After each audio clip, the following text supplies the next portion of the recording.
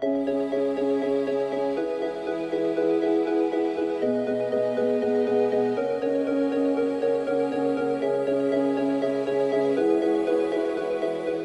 it comes to great results, start counting.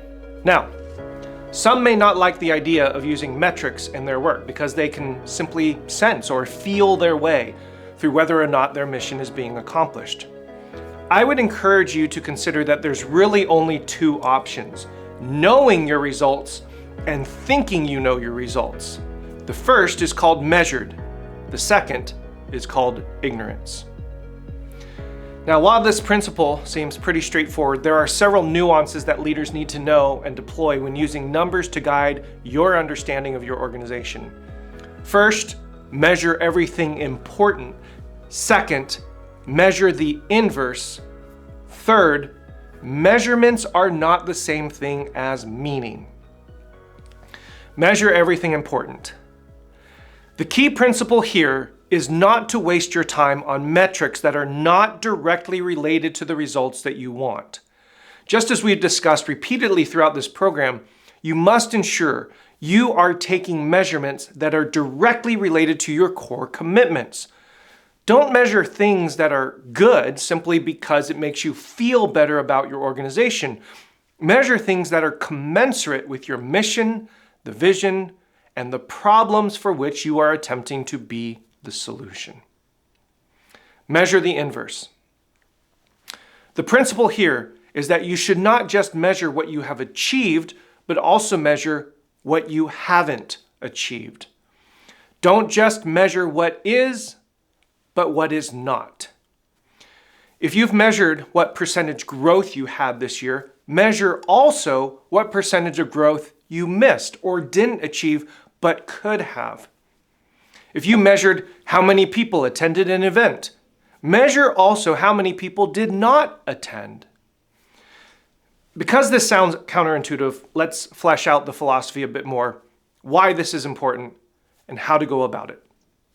There is a popular line attributed to Mark Twain that states, "There are three kinds of lies: lies, damned lies, and statistics." This quip is identifying the delusion that we are all susceptible to when we see numbers that support what we have already decided to be right and true and good. Statistics have a way of providing evidence and verifying what we already believe. This is called confirmation bias, and it is the tendency to interpret evidence through the lens of affirmation. In other words, statistics can make us feel good about our work. This is the reason why you get year-end reports printed on thick, glossy paper with big numbers on them in full color. It is fundamentally a story that we are telling about our success and our achievements. Measuring the inverse is a way of ensuring that we do not delude ourselves into feeling great about our results at the cost of actually achieving great results. When we say measure the inverse, it is to call our conscious attention not just to what is, but also to what could be or could have been. And it is to use that insight to better our organization and improve the service we provide to our people. Let's say you're in the education business and you begin measuring test scores. From one year to the next, you see that test scores have improved 13% overall. Now, first, celebrate that you're making gains and the fact that something you're doing is working. The principle of measuring the inverse is not opposed to honoring the good work you do. With a focus on achieving great results, it is simply to ask the question, what percentage gains did we not achieve? In other words, could it have been possible to gain an additional 3%? And what was it that prevented us from getting there? If you're measuring sales growth, measuring the inverse might mean asking what additional growth was not achieved and why. If you're in public health and you see a decline in the spread of disease, measuring the inverse might mean asking why that decline wasn't more rapid.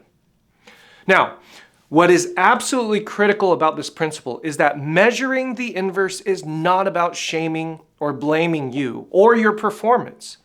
Measuring the inverse is an analytical tool you use, and it will help you to accomplish two things. First, it helps you to understand why and how you got the results you got. Not understanding how or why you achieved is a significant delinquency in leadership. It is very difficult to get better results if you don't know where to pour your time and energies. And knowing precisely what efforts caused your results is really important for understanding where to put more time and energy. Second, measuring the inverse as an analytical tool is about imagination. It is to open the possibilities of your thinking in accordance with the result that you want to achieve. If you measure the inverse as a performance review, you're missing the point. Measuring the inverse is simply to partner the celebration of the gains you've made with a critical analysis of those results to provide you with the information and insight needed to make tweaks or improvements that could make your results even greater. Understanding measuring the inverse in this way provides you with a powerfully creative, imaginative process by which you can maximize the results you get in your organization. Measure everything important. Measure the inverse. Last, contextualize. Make the measurements meaningful. Measurements are not the same thing as meaning. When it comes to dollars, product sales, and customer satisfaction numbers, these are all measurements that, when they go up, the general feeling is good. But it is not uncommon for good numbers to be both welcomed and disagreeable at the same time. The reason for this dissonance is simple. Measurements are not meaningful without a proper context.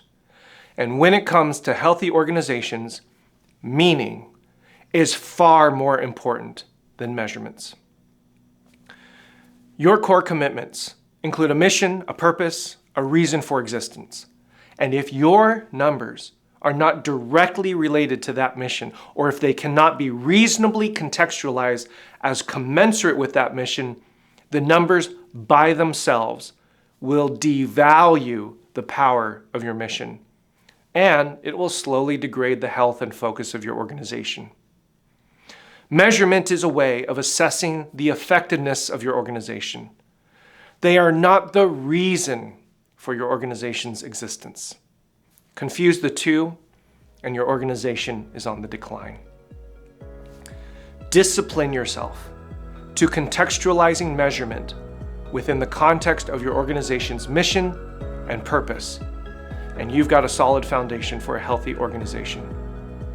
Your job as a leader is to make sure you measure what is important, measure its inverse to provide insight, and contextualize those measurements against your mission and stated goals to provide perspective and meaning.